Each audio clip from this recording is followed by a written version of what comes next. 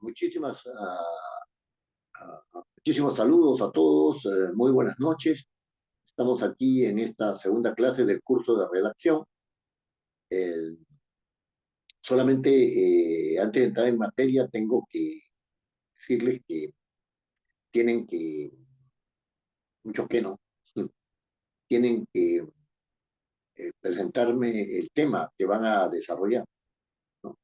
Solamente es la enunciación del tema, no hay ningún desarrollo, solamente es la enunciación del tema. ¿No? Yo, en razón de la propuesta que ustedes me hagan de desarrollo del tema, les voy a ir indicando cómo tienen que ir realizando la precisión del tema y el desarrollo del. Muy bien, esta noche vamos a hablar, después de una breve síntesis de la clase anterior, ¿no? Acerca del nivel sonoro del lenguaje y del nivel sonoro y sus implicancias para la escritura. Eh, es posible que, no, es posible que ustedes se hayan planteado el hecho de que la redacción, como ya les explicaba en la clase anterior, es un asunto que tiene que ver con múltiples saberes y que eso tiene que ver con una síntesis, ¿no? De esos múltiples saberes en razón del tema que se va a desarrollar. Una persona puede desarrollar muchísimos temas, ¿no? Pero de lo que se trata es de obtener que ustedes adquieran una mayor eh, versatilidad, ¿no? Y no solamente versatilidad, sino competencia en el uso del lenguaje escrito. Y como el lenguaje escrito produce un texto, hay que redactar ese texto. Redactar no es sino el producto, ¿no? El producto de de un proceso por el cual lo que se piensa, lo que se siente, lo que se va conociendo, lo que se va construyendo, va siendo depositado en un. El texto un poco como que fija, ¿no? Como que fija nuestro pensamiento en el momento en el cual estamos redactando, ¿no? En ese tiempo y no en otro. Claro que lo que escribe uno puede ser una cuestión trascendente, sí, puede ser una cuestión trascendente. O sea, y uno lo lee y sirve para todos los tiempos, pero se hace en un momento determinado del tiempo. Y en relación con esto, en la clase anterior, cosa que no se pudo grabar, parte que no se pudo grabar, hablamos acerca de las características de una buena redacción, de las características de un buen texto, ¿no? Como resultado de este proceso de redacción, ¿no? Y básicamente apuntamos al tema de la claridad. Este tema de la claridad es un tema que se toma así de manera un poco superficial, ¿no? Cuando en realidad la claridad es una finalidad. Una finalidad. La claridad es ni más ni menos que la resultante de un esfuerzo que uno hace porque el que reciba el mensaje, sea oral o escrito, ¿no? En este caso nos interesamos por lo escrito, ¿no? En el que hacemos un gran esfuerzo, ¿no? Para que el que recibe el mensaje escrito, ¿no? Tenga la menor dificultad para entender, ¿no? Un texto es claro cuando el receptor tiene la mayor eh, facilidad para entender lo que está escrito ahí. Entonces, ciertamente que este del entendimiento es un caso complejo, pero de eso se trata, justamente, de que esa complejidad, ¿no es cierto?, ya no sea vista por el lector, ¿no es cierto?, sino que rápidamente entienda lo que se quiere decir. Para eso el texto tiene que tener coherencia, tiene que tener precisión, tiene que tener concisión, tiene que tener un uso propio del manejo del lenguaje, ¿no? Y tiene que estar sometido a un proceso de carácter cultural que yo denomino culturalidad, ¿no es cierto? Hay una culturalidad en el lenguaje, ¿no? Entonces, la culturalidad básicamente consiste en cómo la persona se representa el mundo, ¿no es cierto? ¿Qué actitudes tiene frente a él y cómo lo valora? ¿No? Ese es un asunto importante, ¿no? Que tiene una persona que ver cuando escribe. O sea, no solamente utiliza el lenguaje, sino que está todo su bagaje cultural y no solamente de las lecturas, de la acumulación del conocimiento, sino una manera de comportarse frente a los grandes problemas que tiene que enfrentar durante la vida, que son el problema de la responsabilidad, el problema de la dejadez, el problema del, del miedo, el problema de la seguridad, el problema del dolor, el problema de la felicidad, el problema de la muerte, el problema de la relación con los seres sobrenaturales, el problema de la relación con el mundo de la comida, es decir, con el problema del hambre, ¿no? El problema de la miseria, ¿no? Con el problema de la escasez, con el problema de la abundancia también, porque la abundancia no siempre es benéfica, siempre puede ser un problema. Y a todas esas cosas, ¿no es cierto? ¿No? A las cuales se une, por supuesto, la economía, la política, etcétera, ¿no? A todos estos aspectos, el hombre trata de dar una respuesta tanto individual como colectiva. Ese es el mundo cultural. Ese es el mundo cultural. Entonces, esto no está fuera, no está fuera del ámbito de la redacción de un texto, ni tiene que ver poco con la claridad, no, tiene que ver mucho. Si uno es coherente, es preciso, es conciso, maneja el lenguaje con propiedad, etcétera, entonces evidentemente va a tener, ¿cierto? ¿No? Eh, la posibilidad de acceder a un texto claro, sobre todo si su cultura, ¿no es cierto? Su manera de ver el mundo la tiene clara, ¿no? La culturalidad, el mundo cultural no siempre está claro. No siempre. Muy bien.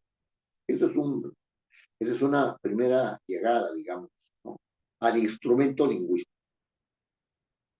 Pero este instrumento lingüístico está metido dentro de un circuito comunicativo.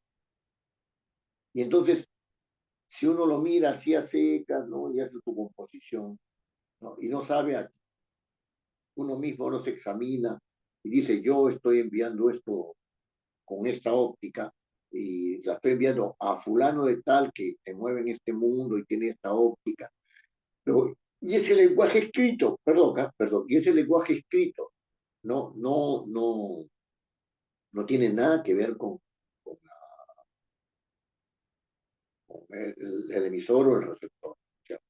Entonces los mensajes no van a fluir, la claridad se va a hacer menor, el texto se va a convertir en un texto denso y algunas veces abstruso, en el sentido de que no es entendible y hay demasiada dificultad para entender, ¿no? Entonces hay que meterse en el circuito de la comunicación y ahí el emisor por medio del canal, ¿no es cierto? Que en este caso, para el caso escrito es un canal gráfico visual, ¿cierto? Envía su mensaje al receptor quien lo lee, ¿no es cierto? Y ahí se han producido envíos de mensajes, ¿no? Porque no solamente es un mensaje, sino son varios mensajes que se van dando. ¿No? Y allí esta interacción es el resultado de un proceso de codificación y decodificación. ¿Qué significa eso? Que al elaborar el mensaje, el emisor codifica, utiliza los elementos del código, codifica. ¿Qué hay en el código? Elementos y reglas de combinación. Eso es lo que hay, ¿no? Y cuando el receptor recibe el mensaje, decodifica, es decir, entiende a partir del código, ¿no es cierto?, lo que le quiere decir el oyente. La presuposición entre un oyente y un hablante es que manejan los mismos elementos y las mismas reglas para comunicarse. Esa es la presuposición. Si no es así, y es otro idioma que uno no conoce, sencillamente no hay proceso comunicativo. Entonces, eso por un lado. Pero por otro lado, los mensajes evocan objetos y esos objetos están en el contexto, ¿no?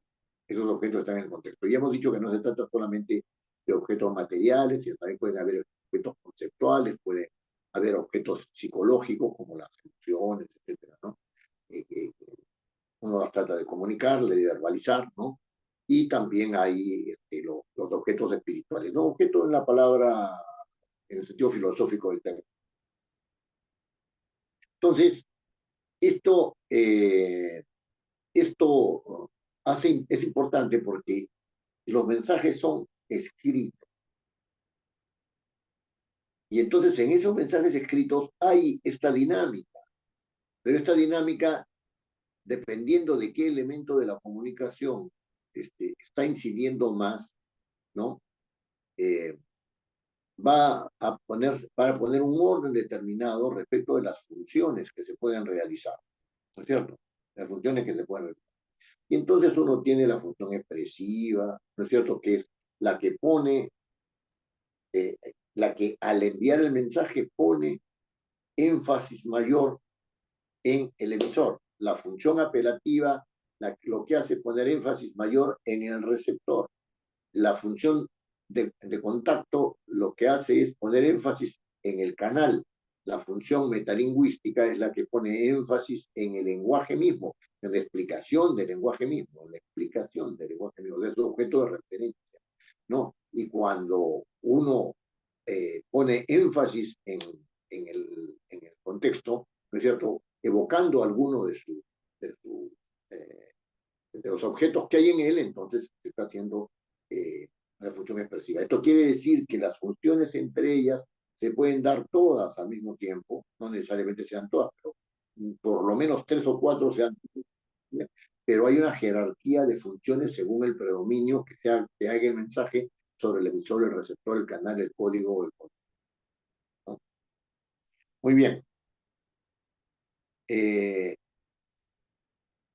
Ahora vamos a tratar por un momento de entrar al código y ver qué posibilidades nos da, ya sea en el nivel sonoro, en el nivel semántico, o sea, el nivel de los significados, o en el nivel morfosintáctico, ¿no? O sea, en el nivel de la sintaxis, ¿no? De las combinaciones para formar oraciones. Y claro, como no podemos entrar al mismo tiempo en todo, entonces vamos a hacer, ¿no?, un primer ingreso al mundo sonoro del lenguaje, que es con lo que nos enfrentamos comúnmente, ¿no? En este momento ustedes se disponen a escuchar y después de luego a decodificar, y después de decodificar se ponen ustedes a entender, ¿no es cierto? Ahora, ¿pero por qué lo hacen? ¿Por qué pueden hacerlo? Porque los sonidos te lo permiten, el canal oral te lo permite. Lo mismo pasa con el canal escrito. El canal escrito, ¿no es cierto? Ustedes se ponen en contacto visual con una serie de grafías, ¿no? Y esas grafías son las que les permiten a ustedes evocar, ¿no es cierto?, determinados significados, y al evocar determinados significados, ¿no es cierto?, van entendiendo, ¿no? Van entendiendo el mundo de los objetos, ¿no? Y el sentido del mensaje.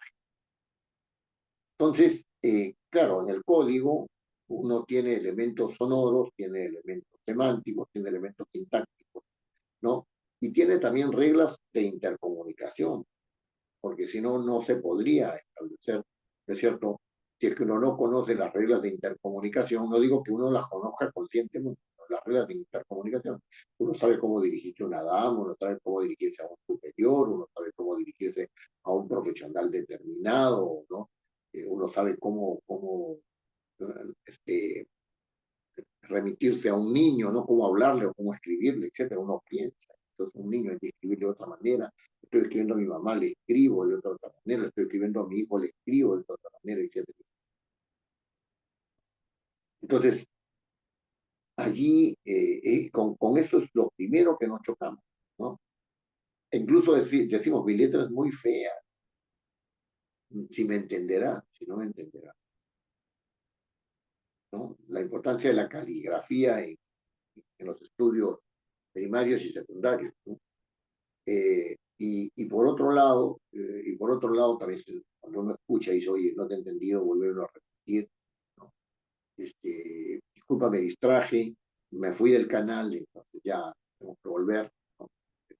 Entonces vamos a empezar por el canal, ¿no? Como ustedes pueden apreciar, esta es una visión, ¿no?, que tiene que ver con una perspectiva comunicativa de la escritura. No es que en la escritura yo te doy reglas, no, no, no. Acá acá hay una visión comunicativa. Esta visión comunicativa nos va a permitir a nosotros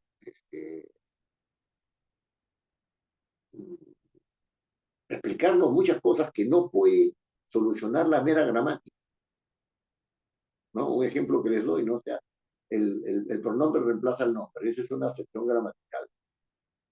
Y resulta que el pronombre no puede ser reemplazado por el nombre siempre. Eso lo vamos a explicar después. Entonces, esa es una definición que no se abastece para todo el fenómeno de los pronombres, para toda esta categoría gramatical llamada pronombre, no se abastece para eso, ¿no? Y como no se abastece, entonces, sencilla y únicamente, esta definición no es completa, no abarca todos los pronombres, entonces es una definición que está eh, muy limitada, ¿no? Está muy limitada. Entonces, ese tema es un tema que, este, que se puede solucionar en el mismo circuito de la comunicación. Ya vamos a ver después cómo. Ahora bien, en este canal, ¿no es cierto? Si ingresamos al canal comunicativo, en este medio que nos permite, ¿cierto?, adecuar, el flujo sonoro no es un flujo informe, tiene una forma determinada, adquiere una forma determinada. Pero esta forma determinada no es una forma única. Para el caso del lenguaje, ¿no? Adquiere una forma, ¿no?, determinada. Pero no es única para el caso del lenguaje, porque los diferentes idiomas organizan ese canal de diferente manera, ¿no? Para hablar inglés hay que aprender la pronunciación del inglés. Para hablar francés hay que aprender la pronunciación del francés. Para hablar alemán, etcétera. Para hablar chino, que es un poco dificultoso porque tiene tonos, ¿no? Y según el tono, la palabra va significando cosas distintas, ¿no?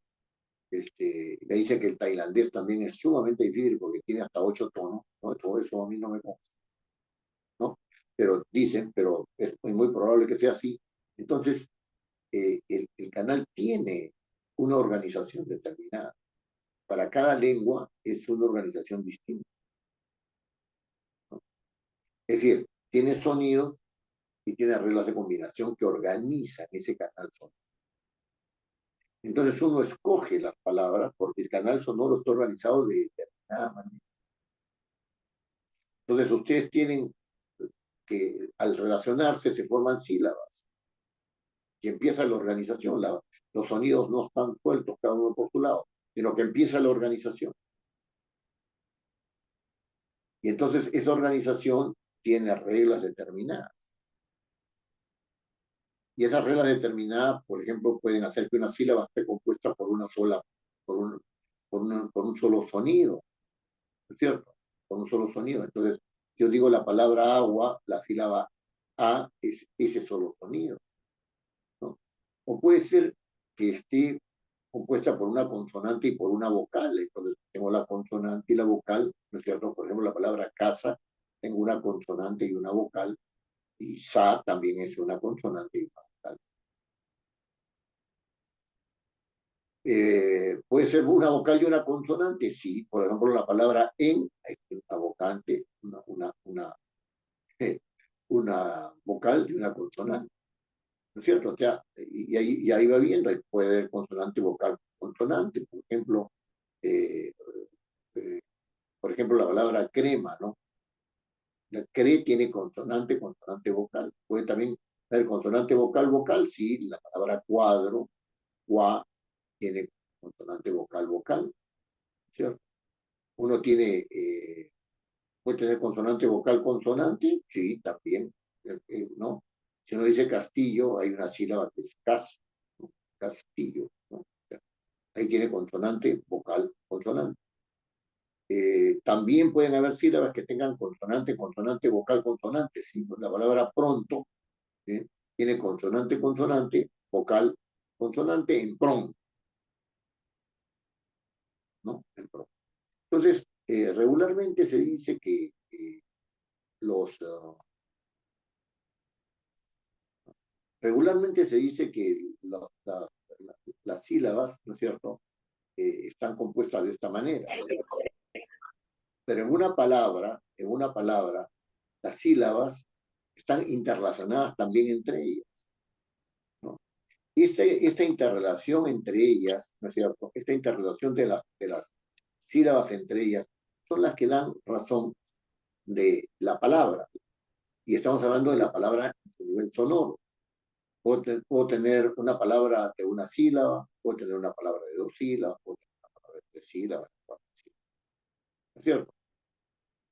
Pero la relación entre esas sílabas, la relación entre esas sílabas, es una relación que no es igualitaria en cuanto al tono de la voz. Entonces, nosotros tenemos que las palabras pueden ser, pueden tener, eh, digamos, la fuerza, de, independientemente de los monosílabos, en el sentido de que la palabra esté compuesta por una sola sílaba, como no sabe el razonamiento que voy a hacer, pero de dos sílabas en adelante, hay una sílaba que predomina.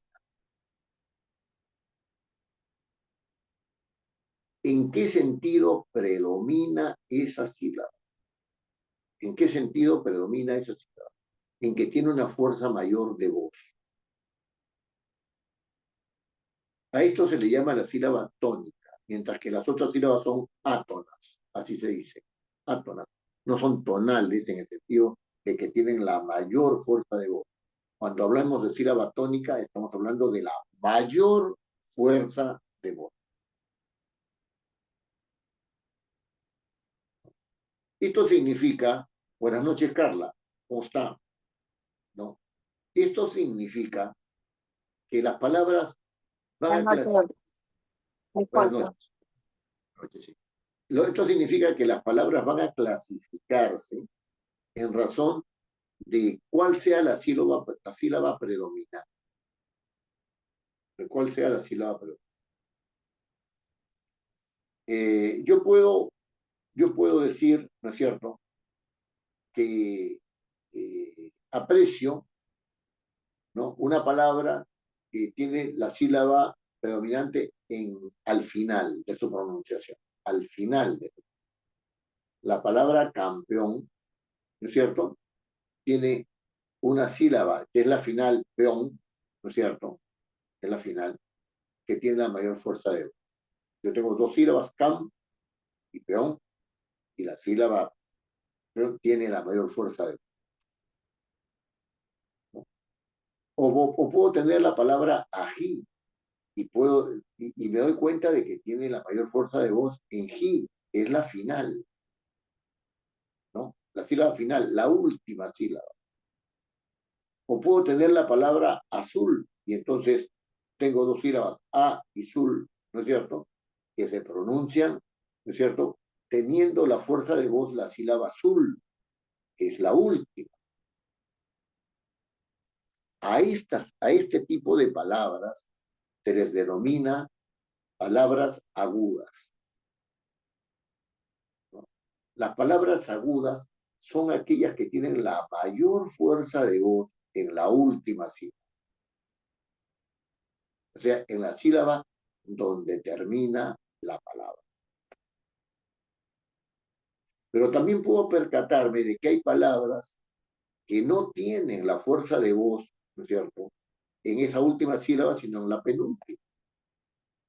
La palabra ajo, que se divide en a y jo, tiene esas dos sílabas, ¿no?, tiene la fuerza de voz en a, porque nadie dice, para referirse a este condimento, ¿no?, nadie dice ajo, ¿no?, sino dice ajo.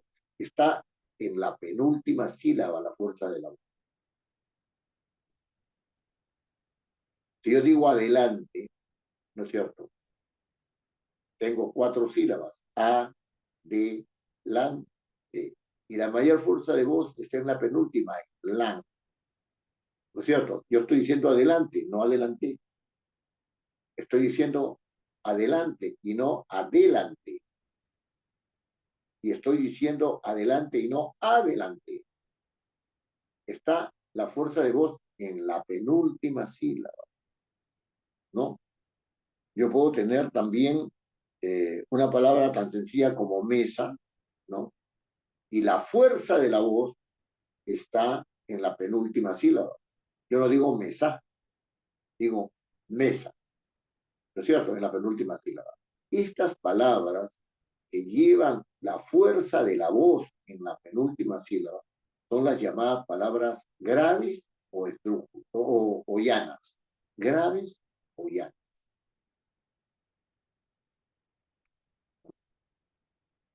Y si sigo reflexionando sobre esto, voy a notar que no solamente hay palabras que están en la última sílaba, no solamente voy a darme cuenta de que hay palabras que tienen la fuerza de voz en la penúltima sílaba, sino hay palabras que tienen la mayor fuerza de voz en la anterior a la penúltima, o sea, en la antepenúltima. Si yo digo la palabra cántico, tiene tres sílabas, cántico. La mayor fuerza de voz está en can, no está en ti ni está en co. Yo no digo cantico ni cantico, estoy diciendo cántico.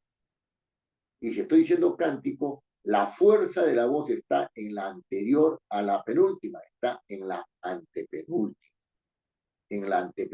sílaba.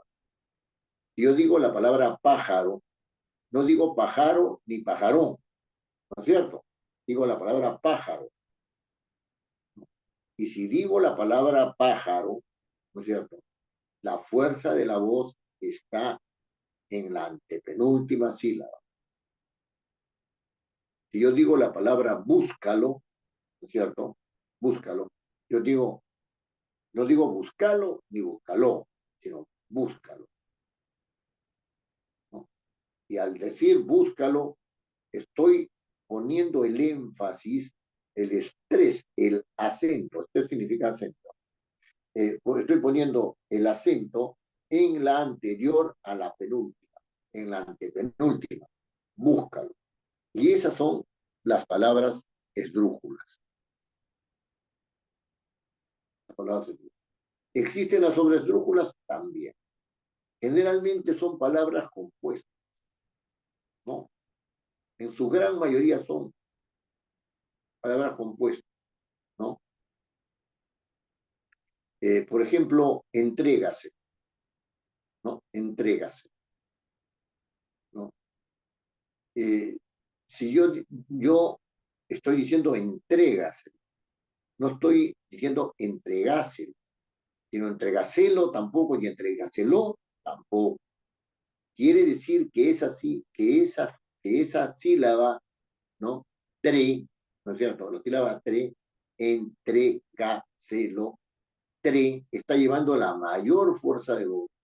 Y al llevar la mayor fuerza de voz, entonces está, esa fuerza de voz está situada en la anterior a la antepenúltima.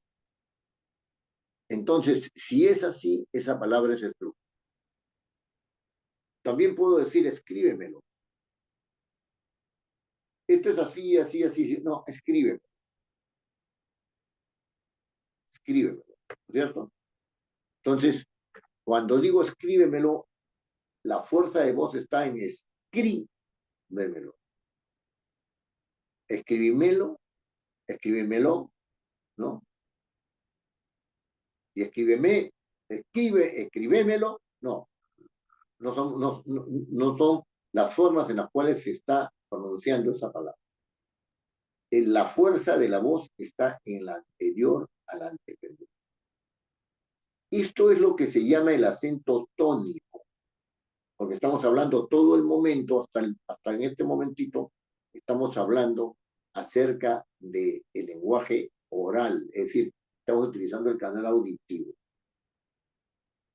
Pero en el canal gráfico, ¿no es cierto? Cuando este tipo de palabras pasan al nivel gráfico, hay unas reglas consagradas por la Real Academia Española que se han plasmado a través del tiempo, ¿no? No siempre han existido, no siempre han existido. Estas reglas son relativamente modernas, finales del siglo XIX, inicio del siglo XX. Ahí es donde se han establecido ya estas reglas. ¿no es cierto? Lo establecido está. Y entonces tenemos ahora que diferenciar entre lo que se llama el acento tónico, o sea, del tono, del acento hablado, ¿no es cierto?, de la tildación que implica una grafía del acento hablado, una grafía del acento hablado. Esa grafía del acento hablado, ¿no es cierto?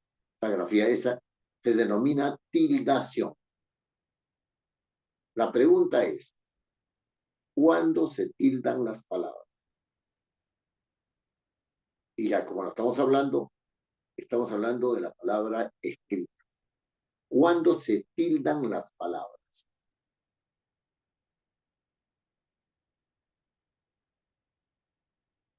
Si una palabra es aguda, tendrá que tildarse en la última sílaba, pero con una condición. Que la palabra no termine ni en N ni en S, que la palabra termine en NS o vocal. De tal manera que la palabra ají que termine en vocal debe llevar su tilde. La palabra manipuló, que es aguda, ¿no es cierto?, que tiene la mayor fuerza de voz en la última sílaba, ¿no es cierto?, y termina en vocal, tiene que ser acentuada. La palabra campeón, que tiene una N en la última sílaba, tiene que ser acentuada. Siempre se acentúan las vocales de la sílaba, ¿no? Y la palabra después que termina en S, ¿no es cierto?, tiene que ser tildada, ¿no es cierto?, este es el término técnico para la escritura, tiene que ser tildada en la E de la última sílaba, después. Son todas palabras agudas que terminan en NS o. Pero si yo tengo la palabra perejil, es una palabra aguda, pero no termina ni en N, ni en S, ni en vocal. No debe llevar tilde. La palabra caracol es una palabra aguda.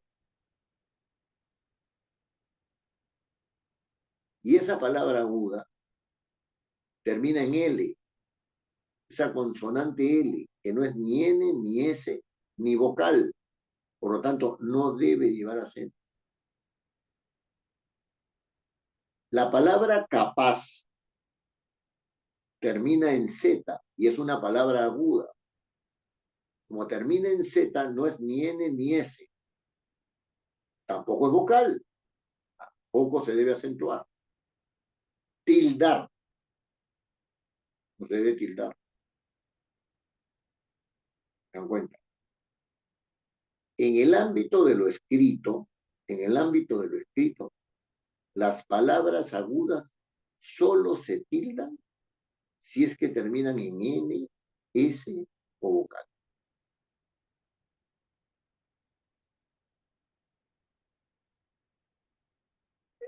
Las palabras graves o llanas se tildan si es que no terminan ni en N, ni S, ni en vocal.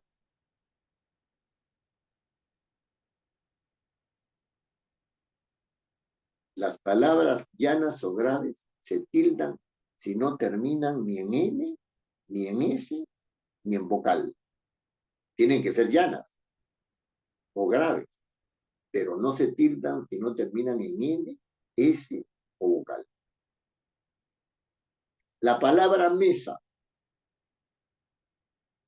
es una palabra grave. Si es una palabra grave, la fuerza de voz está en la sílaba me, pero termina en vocal, no lleva tilde.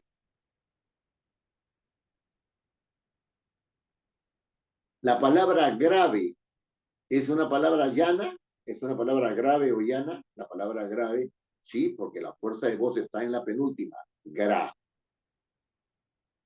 pero termina en vocal, no se tilda. La palabra ónix, una piedra, ¿no? Una piedra oscura, muy bonita. La palabra ónix tiene dos sílabas, o y nix, y termina, perdón, y la fuerza de voz está en la o, es una palabra grave, o llana. ¿Se tilda? Sí, porque termina en X, que no es ni N ni S. Tampoco es vocal, ¿no? La palabra cantaba es una palabra grave porque su fuerza de voz está en ta, cantaba. Nadie dice cantaba ni cantaba, sino cantaba. Es una palabra grave. ¿Se tilda? No se tilda, porque termina en vocal. La palabra ágil, ágil, es una persona ágil. Tiene dos sílabas, ágil. Y es una palabra grave porque la fuerza de voz está en A, ¿no es cierto? Uno no dice ágil, sino dice ágil. ¿Se tilda? Sí se tilda, porque termina en una consonante que no es ni N ni S, es una consonante L. Se tilda. Y así sucesivamente. Las palabras agudas se tildan si terminan en N, S o vocal. Las palabras llanas no se tildan si terminan en N, S o vocal. En todos los casos. En todos los otros casos. Las palabras esdrújulas y sobresdrújulas se acentúan siempre. La palabra cántico lleva la mayor fuerza de voz en can, ¿no es cierto? Y tiene que tildarse la A de esa sílaba. Can. La palabra envíamelo, ¿no es cierto? Tiene en la mayor fuerza de voz en vi, ¿no es cierto?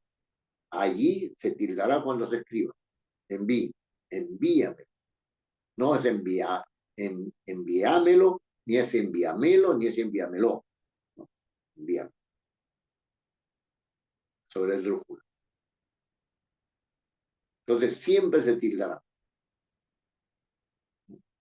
Entonces, digamos que estas son las reglas para las palabras simples, ¿no? Y cuando la Real Academia dice las palabras simples no quiere decir que sean simples de significado, no, no, no, sino que son palabras únicas, ¿no? Son palabras únicas, ¿no?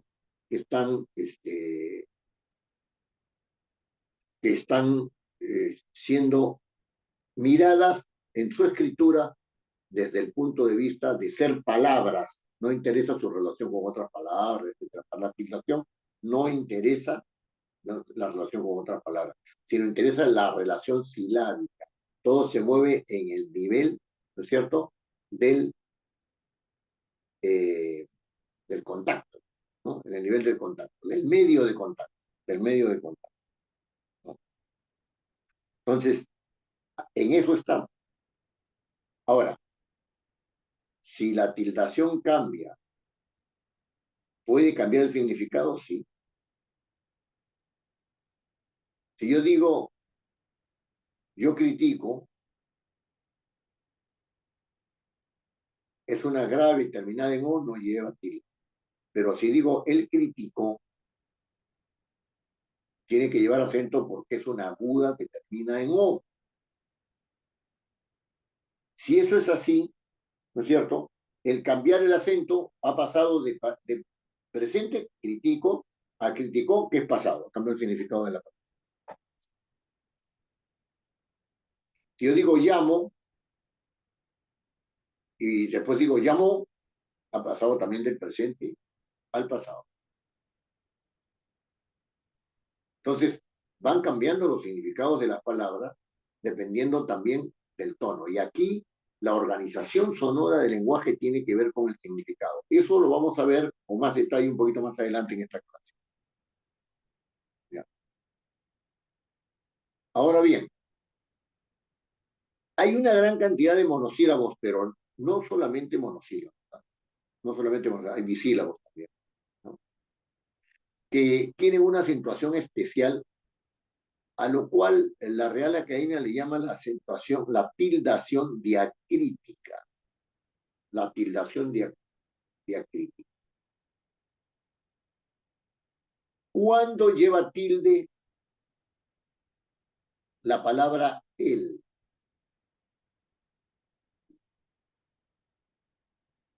¿No?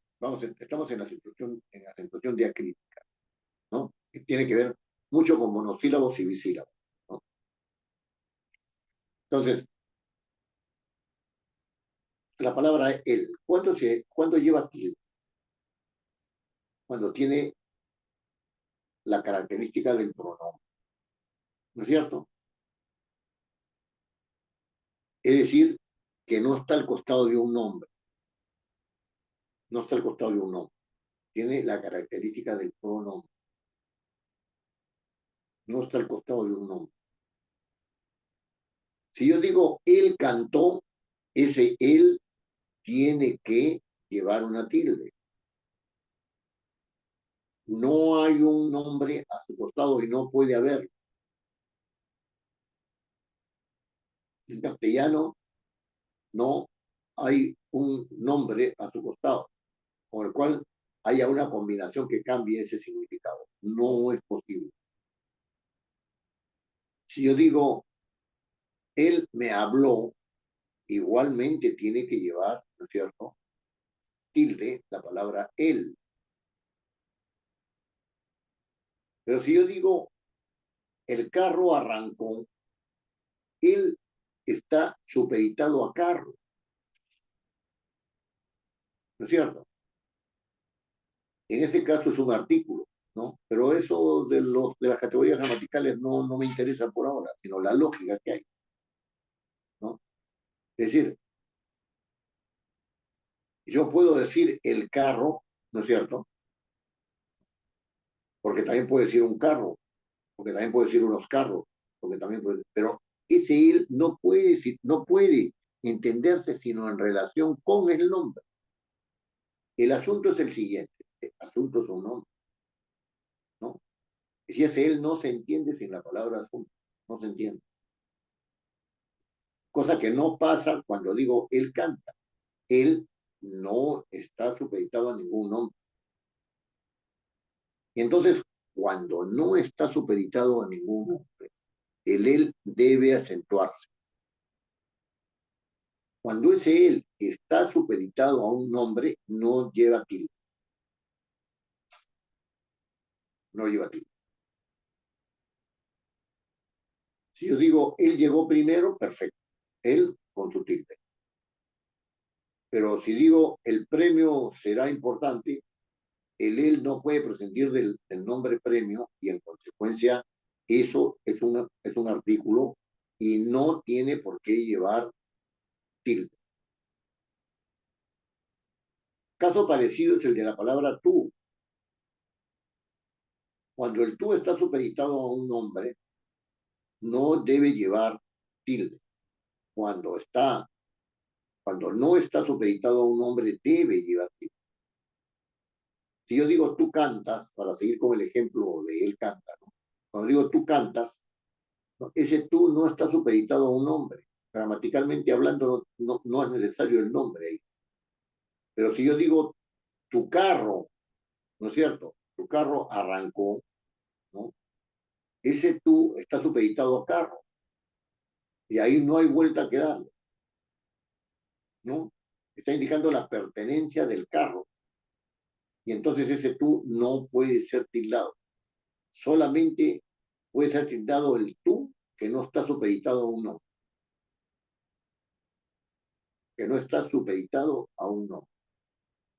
No puede ser combinado. Cuando tú dices tú vendrás, tú no puede ser combinado con un nombre. Tu carro llegará, ahí está combinado con, el tú está combinado con un nombre. En el primer caso, ¿no es cierto?, deberá llevar la tilde y en el segundo caso no. Bueno, hay un pronombre personal, por ejemplo, que mucha gente confunde, ¿no? Confunde. Si yo digo, a mí me importas mucho, ¿no? Ese mí no está supeditado a un nombre, es la persona que habla, no está supeditado a ningún nombre. Pero si yo digo, mi nota es alta, ¿no? Refiriéndome a la nota musical, por ejemplo, o también puede ser referirse a la nota con la cual se puntúan las tareas, ¿no es cierto? En cualquier parte del Perú, que es de 0 a 20. No, mi nota es alta, la palabra nota es un nombre y ese mi está supeditado a la nota. No hay otra forma. Por lo tanto, en el primer caso, a mí me importa mucho, ese mi debe llevar tilde. Y en mi nota es alta, ese mi no tiene por qué llevar tilde porque está supeditado.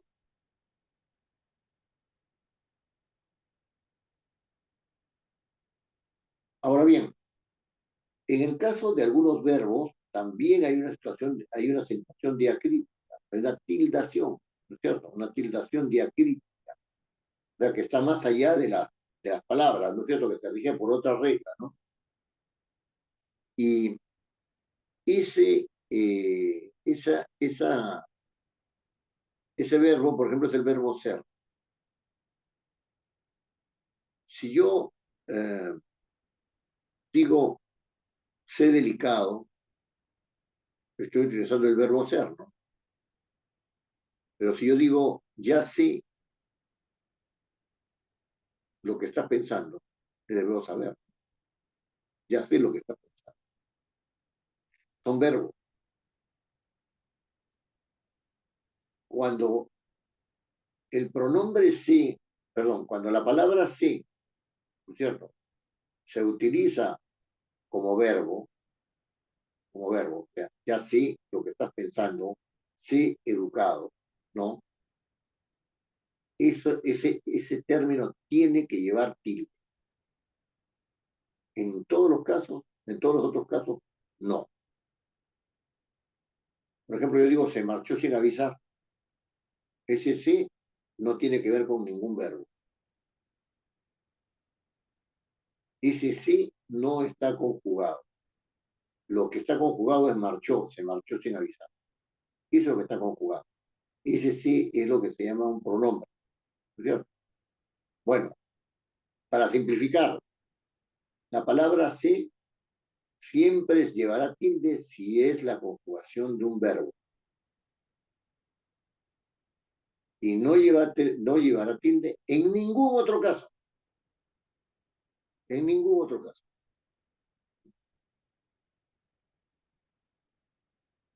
Muy bien, estos no son los únicos casos por supuesto, de la tildación diacrítica, ¿no? Yo tengo la palabra sí, ¿no? Yo tengo la palabra sí, ¿no?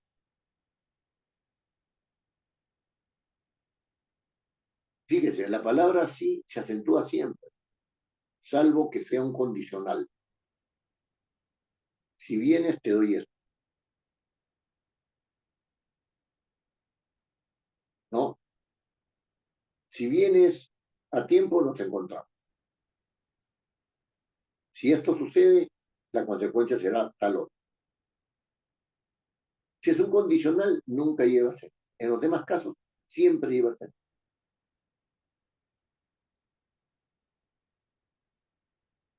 Por ejemplo, él trajo ese, eh, ese reloj para sí mismo.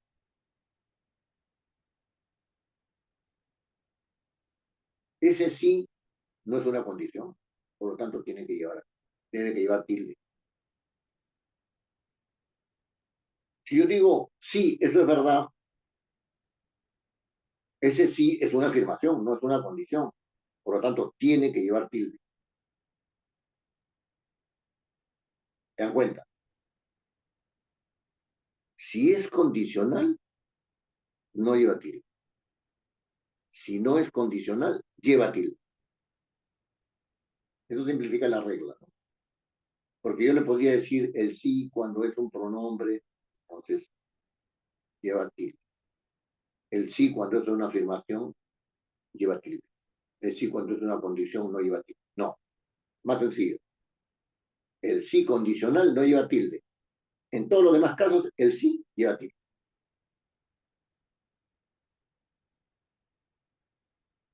En el caso, por ejemplo, del verbo dar, que también tiene una acentuación diacrítica, es decir, se tilda de una manera determinada. Solamente se tilda cuando es el verbo dar.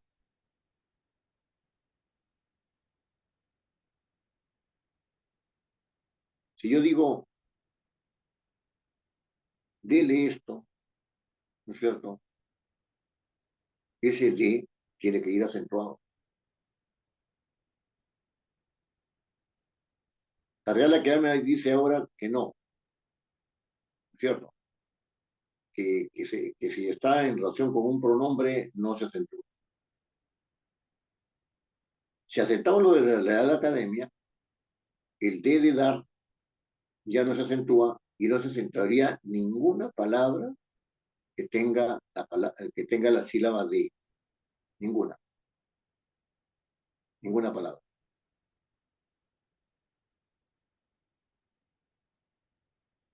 Si yo el hijo de mi vecina, no se acentúa. Dele tampoco se acentúa según la regla de la Real Academia. Tampoco se acentúa. O sea que de eso no hay que preocuparse, según la regla de la Real Academia. Antes se diferenciaba entre el de dar, ¿cierto? Dele, ¿no es cierto? Deja que le dé tal cosa, ¿no? Ahí debería llevar. La Real Academia dice ahora que no hace falta que lleve.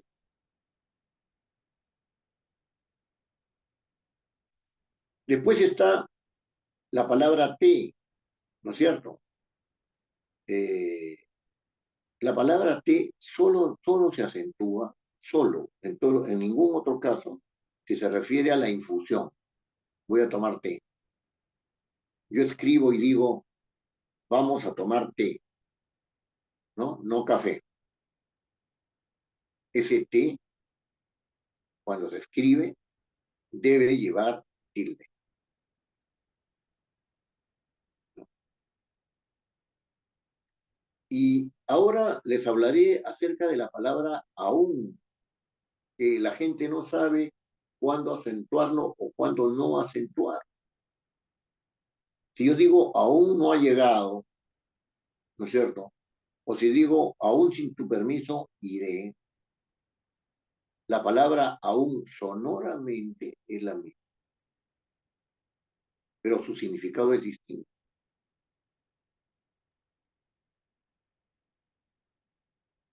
Aún no ha llegado tiene una característica temporal, o sea, todavía no ha llegado. En este momento no ha llegado, tiene una característica temporal. Cuando digo aún sin tu permiso me voy, ¿no es cierto? Aún sin tu permiso lo haré, ¿no? No estoy aludiendo a características temporales. Estoy poniendo, ¿no es cierto? Estoy como realizando una advertencia, ¿no? Esa condición que tú me estás poniendo, no la voy a aceptar.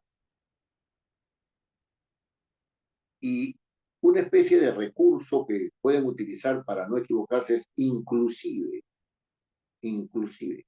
Pero la regla de diferenciación es el tiempo. Se tilda el aún que tiene como un rasgo la temporalidad. Si la palabra aún no tiene como rasgo inherente la temporalidad, no se acentúa.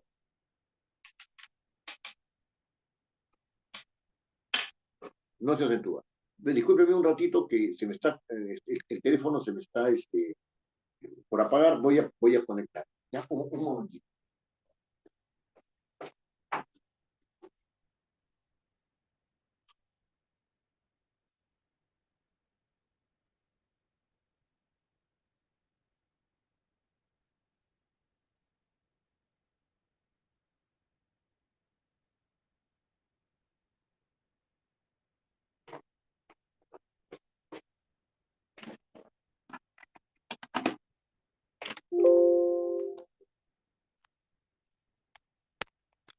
Bien, hemos salvado la situación. ¿Me está escuchando bien, Carla, no?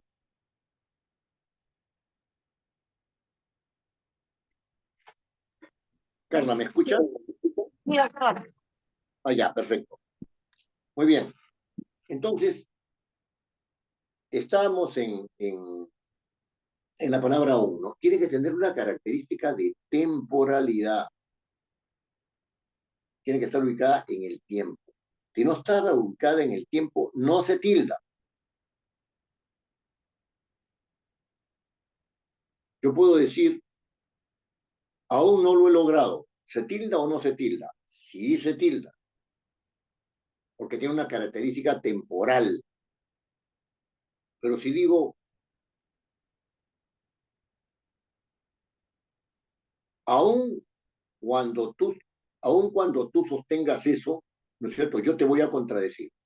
¿Qué temporalidad tiene? Ninguna. Por lo tanto, no se tilda, no se tilda. Esto es importante porque no se está diferenciando con claridad, ¿cierto? Eh, y ahora vamos a entrar en un caso de bisílabos, ¿no? Que es el único caso de bisílabos que hay en la situación de acrítica. ¿Qué diferencia hay entre por qué y por qué? ¿No? Miren,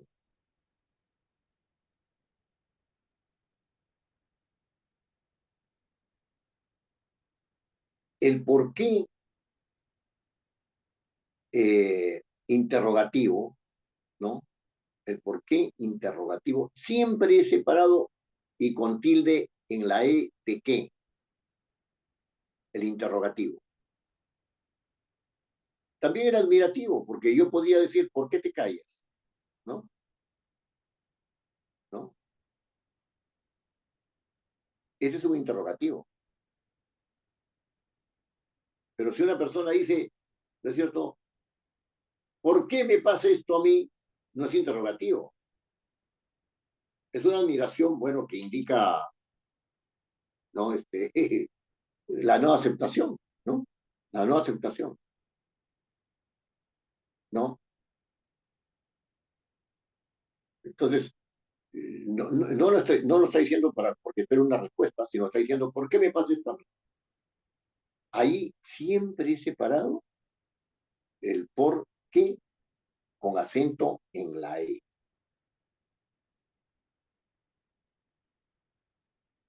El por qué implica respuesta. Vamos a lo siguiente, vamos al siguiente ejemplo. ¿Por qué has hecho esto? Separado y con acento. ¿Por y qué? ¿Por qué has hecho eso? Y la otra persona le dice, porque tú me lo pediste. Ese porque tú me lo pediste, que es una respuesta, ¿no es cierto? Es una respuesta que indica la causa de algo. Ojo, la causa de algo se escribe junto y sin acento, porque es una palabra grave. Por, por, por, porque tú me lo pediste,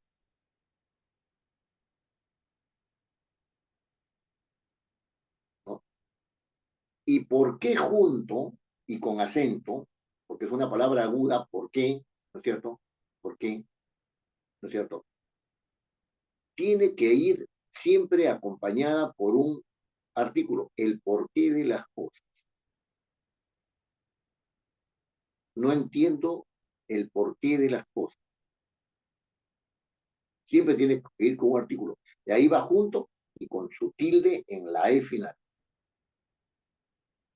Yo ignoraba el porqué. También puedo decir yo ignoraba por qué lo hice. Ah, sí, ahí también va junto. Si yo voy a dar una respuesta porque era un idiota, ¿no? Lo hizo porque era un idiota, ¿no? Ese porque es porque, no es por qué, ¿no es cierto? Entonces, va junto y sin acento en la E porque es una palabra llana o grave. Y después en los interrogativos, siempre separado y con tu acento en qué, tu tilde. En qué. Después también la Real Academia da normas, bueno, más que normas son disposiciones, ¿ah? Son disposiciones. Eh, para palabras como qué, cuál, quién, cuánto, cuándo, cómo, dónde, ¿no? Etcétera. Estos son interrogativos o exclamativos, ¿no? O sea, es para esos casos. ¿Qué quieres? Ese qué tiene que llevar tilde, porque está interrogativo. ¿Cuál es tu quehacer? O sea, ¿qué haces, no? ¿Cuál es tu quehacer? Ese cuál, como es interrogativo, tiene que llevar su tilde, ¿no? ¿Quién eres? Tiene que llevar su tilde. ¿Cuánto cuesta? Este es un interrogativo. Yo también puedo decir, ¿cuánto cuesta? ¿No? Es un admirativo. También tiene que llevar su tilde, ¿no? ¿Cuándo has llegado? ¿No? Es un interrogativo y el cuándo tiene que llevar tilde. ¿Cómo estás? Ese cómo también es un interrogativo, ¿no? ¿Dónde vives? Es un interrogativo, ¿no? Ahora, si una persona está frente a una casa que la llevaron a una casa y ella se encuentra con una sorpresa agradable pero inesperada, dice, ¿dónde vives? ¿No? No está preguntando nada. Está haciendo una admiración. Ahí también ese dónde lleva su tilde, ¿no? Miren, todas estas reglas se las voy a pasar yo en un PowerPoint, no se preocupen, esta noche misma tienen estas reglas. No he podido colocar el PowerPoint ahora durante la clase porque sencilla y únicamente hice una prueba al iniciar y se cayó el video. Así que preferí este, que se grabe bien esta clase y no como la de la vez pasada. Muy bien, fíjense, estas son reglas que organizan el nivel sonoro. Uno no escucha, ¿no es cierto? Uno no escucha porque un continuo desorganizado, ¿no? Uno, y yo les he dado unas reglas de acentuación gráfica porque se trata de que manejemos eso para cuando escribamos, ¿cierto? Para cuando escribamos. Ahora, esto que está a nivel de palabras tiene también, en cuanto al uso de las tildes, al uso de las tildes, algunas reglas respecto de las palabras compuestas, ¿no?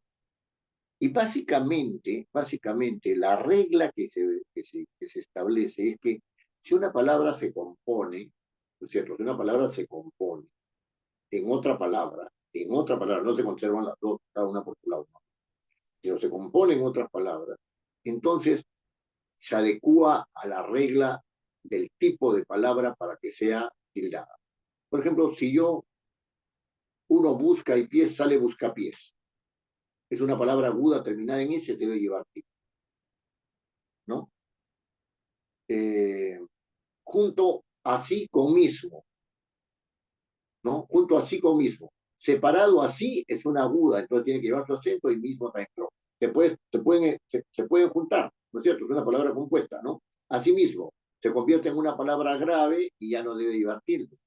El acento está en mis, asimismo, ¿no es cierto? Entonces se convierte en una palabra grave y ya no debe llevar tilde, ¿no? Si yo digo decimoséptimo, ¿no es cierto? Decimoséptimo, ¿no? Décimo por un lado y séptimo por otro, separados, cada uno es una palabra distinta, las dos son esdrújulas y cada una debe tener su acento, porque en las esdrújulas no hay excepción. Pero si junto la palabra y pongo decimoséptimo, se convierte en una palabra esdrújula. Se convierte en una palabra esdrújula. No es que son dos palabras esdrújulas, sino que ya juntas son una palabra esdrújula. Decimoséptimo, ¿no? En la anterior a la penúltima. Una palabra esdrújula, por lo tanto tiene que llevar séptimo. ¿Se dan cuenta? Tiene que llevar su tilde en séptimo, ¿cierto? Si se junta. Se puede escribir separadas. Después, las palabras terminadas en mente, ¿no? Que se componen con esta terminación mente, ¿no? Se conservan tal y como están. Antes se conservan, a pesar de la unión, conservan la tilde si es que la tuvieran con anterioridad. ¿Qué significa eso? Si yo tengo la palabra fácil, fácil es una palabra grave terminada en L. Por lo tanto, lleva acento en la penúltima, en la sílaba fa, y específicamente en la vocal A, ¿no? Fácil. Si se une con mente y se conforma la palabra fácilmente, conserva la tilde. Pero tengo la palabra grave, que no tiene tilde por ningún lado porque es una grave terminada en vocal, entonces no debe llevar tilde. Y entonces se une con la palabra mente, gravemente, no lleva tilde, queda así. Queda así. Si yo digo fiel, fiel es un monosílabo, no debe llevar tilde y no está considerado en la situación diacrítica, ¿no es cierto? En la tildación diacrítica. En consecuencia, si digo fielmente, ahí no debe haber ninguna tilde por ningún lado. La palabra tímido es una palabra esdrújula, porque tiene su fuerza de voz en ti, tímido, anterior a la penúltima. Si yo digo tímidamente, la palabra tímida sigue siendo una esdrújula y mantiene su tilde cuando se une con mente. Cuando las palabras se unen con guión o conservan su independencia, ¿no? Eh, cada una tiene su acentuación propia y la conserva, y la tildación, si es que se da, ¿no es cierto? También se conserva. Entonces, si yo tengo una palabra como hispano y hispano-belga, ¿no es cierto? La uno con un guión, ¿no? Cosa que también se puede hacer. Ni la palabra hispano, ni la palabra belga llevan tilde porque son graves terminadas en vocal, no llevan tilde. Pero si yo tengo la palabra franco-alemán, ¿no es cierto? Él es, tiene él es franco-alemán, o sea, nacido en Francia y ha vivido todo el tiempo en Alemania. Es un franco-alemán, o tiene las dos nacionalidades. Es un franco-alemán, ¿no? La palabra franco está unida con guión a la palabra alemán.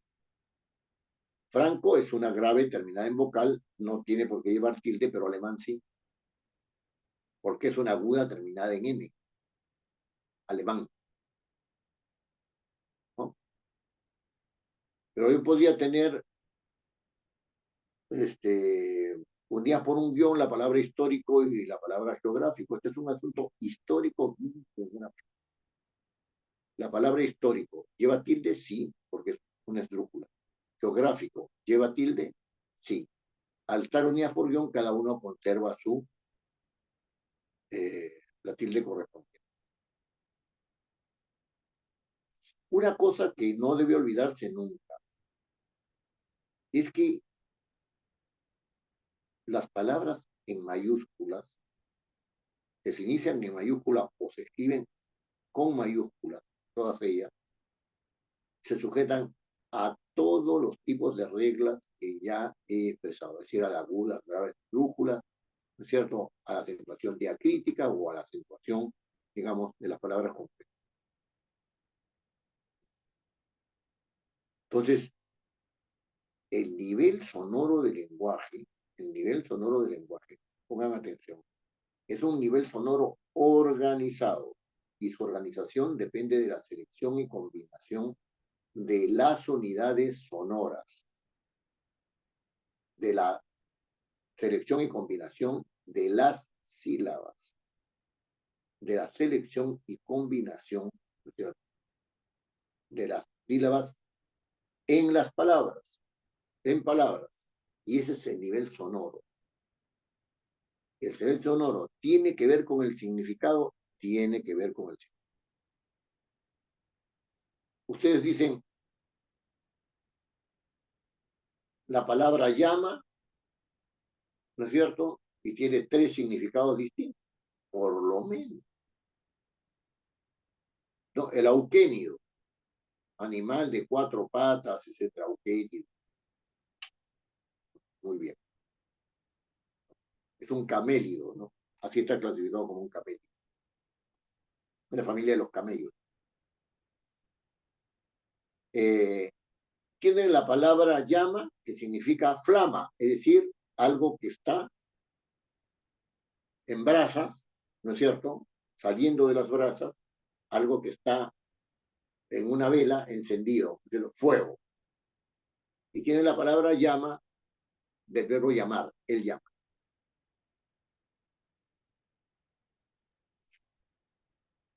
Claro, el mismo sonido, ¿no es cierto? La misma combinación con diferentes significados, ¿no? Es lo que se llama la homonimia, ¿no? Homonimia. O sea, tienen el mismo nombre, ¿no? Entonces,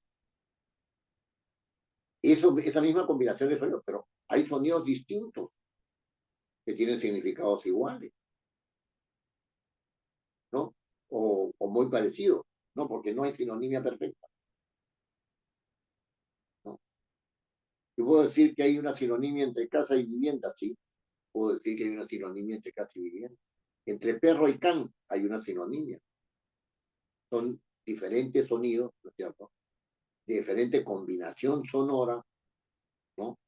Pero un significado nuclear más o menos igual, ¿no? Porque hay matices ahí, ¿no? En el uso de estos significados. Entonces, eso es lo que se llaman pues los famosos sinónimos. Pero esas palabras, ¿no? No, no tienen solamente una información de carácter semántico, es decir, no solamente tienen un significado de carácter nocional, sino que también tienen un significado de carácter relacional. Y todo se deduce de la conformación sonora. Desde el punto de vista de la teoría de la comunicación, el sonido, el sonido transmite, el sonido llega. ¿Llega organizado? Sí, ya llegó organizado. Está organizado por sonidos, por sílabas, ¿no es cierto? Por fuerza de las sílabas, ¿no es cierto? ¿No? Por la fuerza de las sílabas dentro de las palabras, ¿no es cierto? Y eso da razón de un significado. Pero no todo el significado que tienen las palabras es un significado que tenga que ver con asuntos de carácter nocional, o sea, con nociones, sino también hay significados siempre de carácter relativo. Vean, entremos en ese tema, ¿no? Entremos en ese tema. Las palabras tienen una raíz y una desinencia. En lingüística se llama morfema lexical y en el otro se llama morfema relacional, ¿no? En algunos casos se llama lexema y otros se llaman morfema. Es una terminología lingüística. Para el caso, lo importante es que hay una parte de la palabra que transmite una noción que evoca un objeto. La teoría de la comunicación está en el contexto, te remite al contexto. Y otra parte de la palabra, ¿cierto? Que no te da esa información constante de carácter nocional, sino que te da una información variable de carácter relacional. Variable de carácter relacional. Eso está en las desinencias. O sea, en las terminaciones de las palabras. Desinere significa terminar, latín, por eso dicen desinere. Entonces, sucede de que en la palabra la organización, por un lado, tiene que ver con la sonoridad de la palabra. Agudas, graves, etc. Combinaciones de sílabas, combinaciones de sonidos, tiene que ver. Y eso aparentemente da un significado a la palabra, pero esa apariencia, es siendo cierta, no es total, porque da un significado a la palabra de carácter nocional y otro significado de carácter relacional. Vamos a poner el siguiente ejemplo. Carla, usted me está siguiendo bien, ¿verdad? Sí, doctor. Bien. Espero que no la esté aburriendo. No, no. No, doctor. Bien. Entonces, esta composición de las palabras dan lugar a dos procesos. Un proceso que se llama derivación, ¿no? y otro proceso que se llama conjugación. Me explico. Si usted dice que las palabras, ¿no es cierto?, varían y son palabras que remiten a objetos, es decir, son sustantivos, ¿no? O nombres, ¿no? Toda esa variación se llama derivación, se conoce en lingüística como derivación. Pero cuando una palabra resulta con variaciones de tiempo, de persona, etcétera, es decir, es un verbo, ¿no? Se habla de conjugación. De tal manera de que los verbos se conjugan y todas las demás palabras, ¿no es cierto?, se derivan. Entonces, yo puedo decir, la palabra perro se deriva en perra, se deriva en perros, se deriva en perras, porque ese procedimiento de cambio, ¿no es cierto?, de la desinencia se llama derivación. Pero si yo tengo un verbo y digo come, comía, comió, hubo comido, etcétera, ¿no? Estoy conjugando, no estoy derivando, no estoy derivando. Entonces, la derivación se aplica a los nombres, a los pronombres, ¿no es cierto?, a los modificadores de los nombres, ¿no es cierto?, pero no a la conjugación, ¿no es cierto? La conjugación, ¿no es cierto?, se aplica solamente a los verbos, ¿ya? Solamente a los verbos. Muy bien. Fíjense, yo les decía que aquí la información que está dando para redactar esto es importante. La información que se está dando de una palabra es una información nocional que implica una información relacional. ¿Qué significa eso? Pongamos el siguiente ejemplo. Ahí te lo voy a pasar, está también en Power. Fíjese.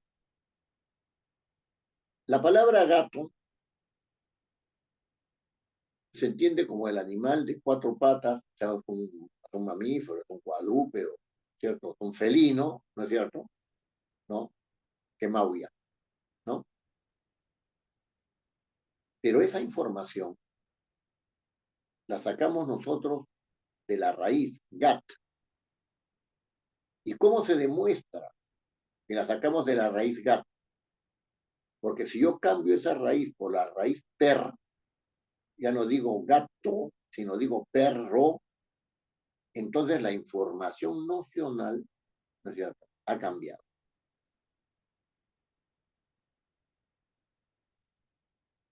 Si yo digo loro, ese lor o cambia la información nocional. Entonces, la raíz me está dando información nocional.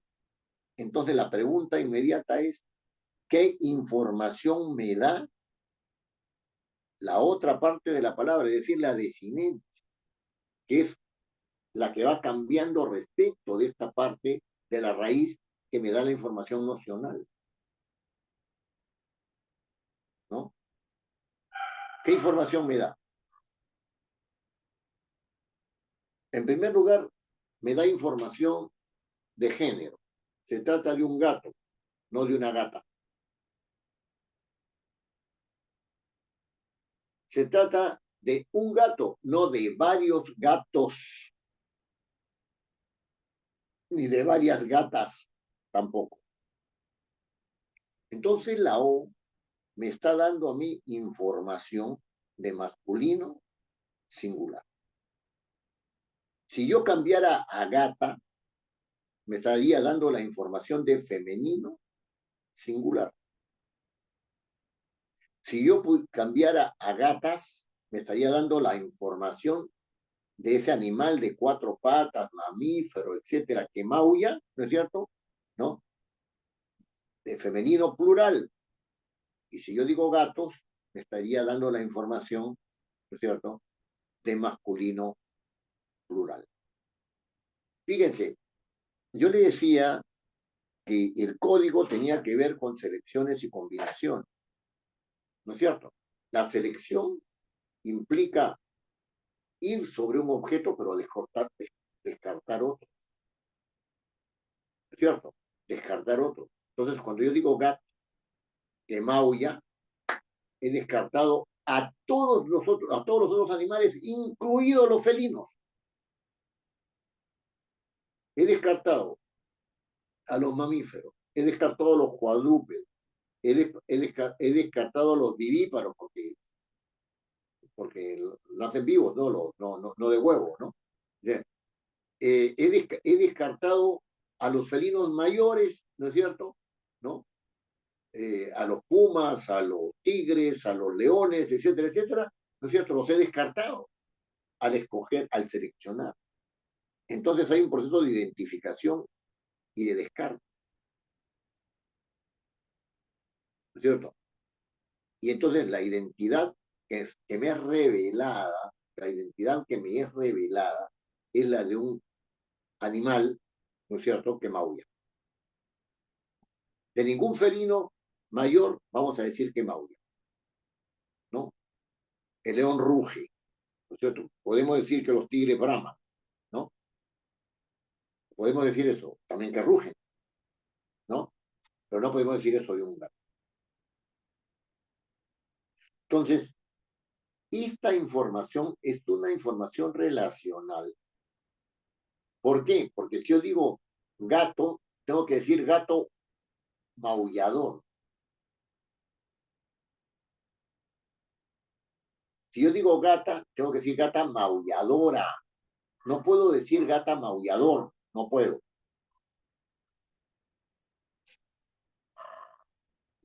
Entonces, por eso es que se habla de una información relacional. Esa información relacional tiene que ver con el número y tiene que ver con el género.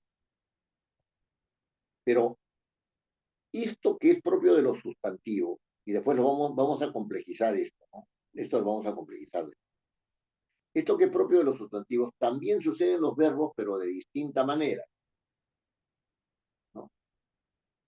Vamos a tomar el ejemplo del verbo amar, que es un verbo clásico, amar, temer y partir, ¿no? Desde el colegio, ¿no?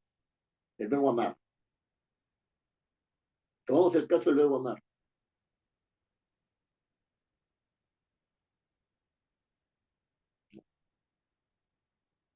La información nocional está en la raíz am.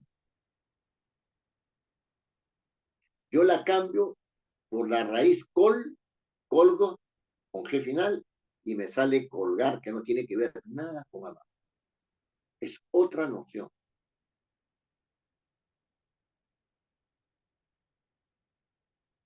Si yo cambio a su vez, ¿no es cierto?